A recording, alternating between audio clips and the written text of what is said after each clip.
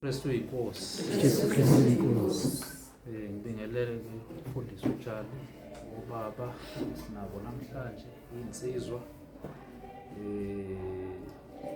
omama, intombi, Sunday school egameni lenkosi yethu Jesu. Amen. Siyabonga ke bazalwane ukuthi indlu engaka namhlanje kuthiwe angizomukela ke esiqala kuba nabo namhlanje. Ngicabanga ukuthi ke umsebenzi o straightforward,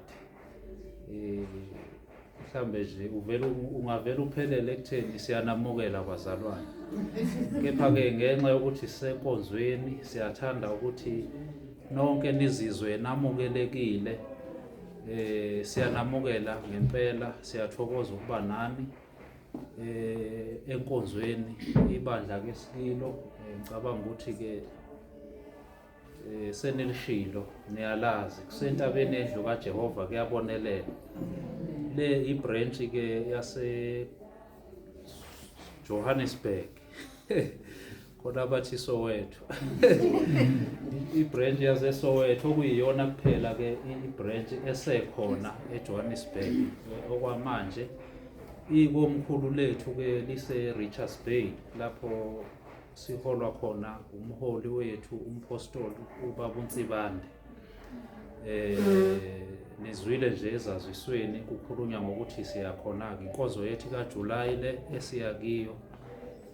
Mhlawumbe angeke ngichaze izinto eziningi ukuthi uhlelo lwenkonzo nje luhamba kanjani, kepha nje uma nisazoba nathi nizokuthola nje ukuthi inkonzo kusukela unyaka uqala sinezinkonzo ezime kanje ukuze mhlambe othandayo ukuba nathi isikhathi eside abone mhlambe ukuthi angangena kuphi ke yena, ngoba sekuke kwenzeka ukuthi sibe nabantu abasekhaya lezwi abangekho entabeni endlu kaJehova kuyabonelela befise ukuhamba nathi lezi zinkonzo esizihambayo lapha eRichards Bay.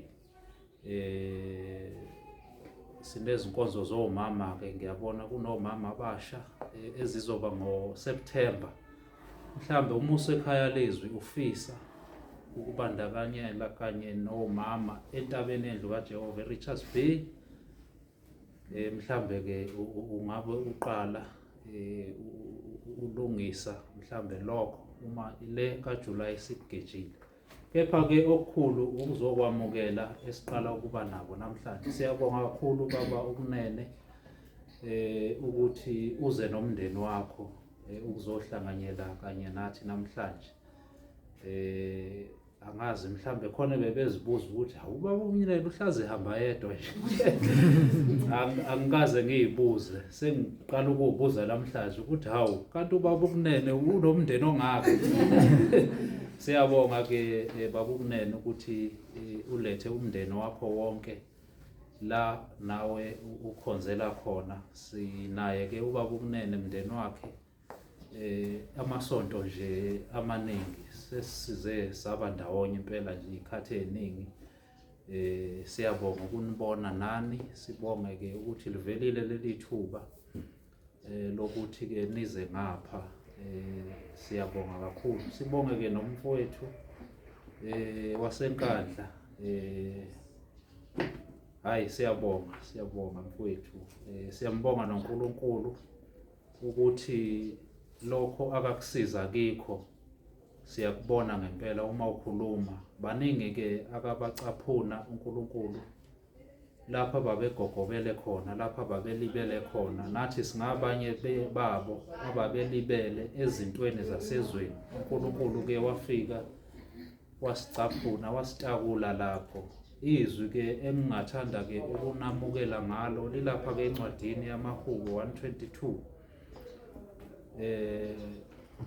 Bethi ngajabula lapho bethi kimi masiye endlini kaJehova,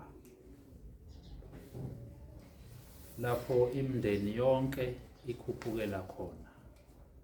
Ngiyalirephrase nje, angilisho njengoba linjalo, kepha nje isimemo lesi esifikela unoma ubani. Umndeni wakakunene othe ubaba ukunene asihambene enkonzweni okusho ukuthi-ke ubaba uMnene ukhiphe isimeme emndenini wathi masiyene endlini kaJehova. Jabulani-ke mndeni wakaKunene, ngoba-ke siyimindeni eyahlukahlukene la. Khona imindeni yakwaShelembe, yakaMabasa, yakoJali, yakoMnikati, sonke size kuleli Jerusalema okuyintaba yendlu kaJehova sizokhuphukela khona ukuze sisizwe uNkulunkulu. IJerusalema lethu leli ekade silikhulekela nje enkonzweni ye-intercession, esithemba ukuthi uma sesifikile la imithwalo yethu uma sibuyela emakhaya mhlambe kuzobe sekukhona umehluko osuwenzekile. Ofike mhlambe ethwele uzokwazi ukuthi akhulule kulokho akafike ekuthwele. Ilona Jerusalema lethu-ke leli esikhuphukela kilo. Siyanamukela-ke egameni leNkosi yethu uJesu Kristu. Singafisa ukuthi sibe nani emasontweni alandelayo azayo. Ngokuvuma kweNkosi konke sikubeka ezandleni zayo. Anizile-ke kithi, anizile kubaBushelembe, anizile kubaba uJali, kepha nize kuNkulunkulu. Mhlambe mina engikushoyo la phambi kwenu angeke kwanele, kepha nje naloyo ongazitshela ukuthi uze kuNkulunkulu akazile kumuntu, mhlambe kungamsiza lokho ukuthi kungenzeka ubone iklasi limahliphi. Awuzile eklasini, awuzile kumuntu, kepha uze kuNkulunkulu. Njengoba kade sikhuleka nje sikhulekela izwi, ilona esizele ukuthi sizolizwa.